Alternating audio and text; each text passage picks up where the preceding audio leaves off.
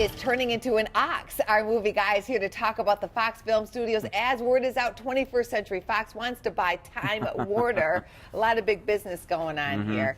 Last weekend at the box office, what happens? Fox comes in #1. Certainly. With Planet of the Apes, the new version.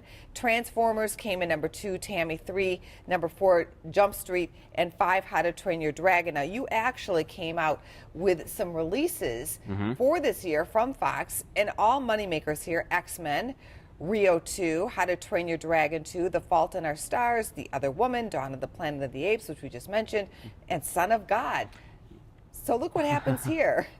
Fox is the #1 film studio so far this year, followed by Warner Brothers, Sony, Disney, and Universal. Fox just has it in the bag. Fox has been having a really terrific year. I mean, they sort of ended last year not on a particularly great note. Their second half wasn't very good. But this year, they've had very few disappointments. In fact, the only disappointments they've really had have been their association with DreamWorks Animation. Mr. Peabody and Sherman was sort of their big disappointment this year. How to Train Your Dragon 2 is going to be in a profit, but probably should have done better. But everything else on their list is going to be in profit, and they've had almost a nearly perfect summer. They got one more release coming out called Let's Be Cops in August. So if that, we assume that Planet of the Apes is probably most likely going to break out in profit with international dollars. And if Let's Be Cops, pulls a profit, they're going to have a perfect summer. All right, what about this? Over the weekend, there was also a $1 billion winner. What happened there? Well, Fox was the first studio to cross the $1 billion mark on the year, domestically, not worldwide, and that's just grosses. That doesn't count against their budget. But you look at the list that we had there with Warner Brothers and Sony.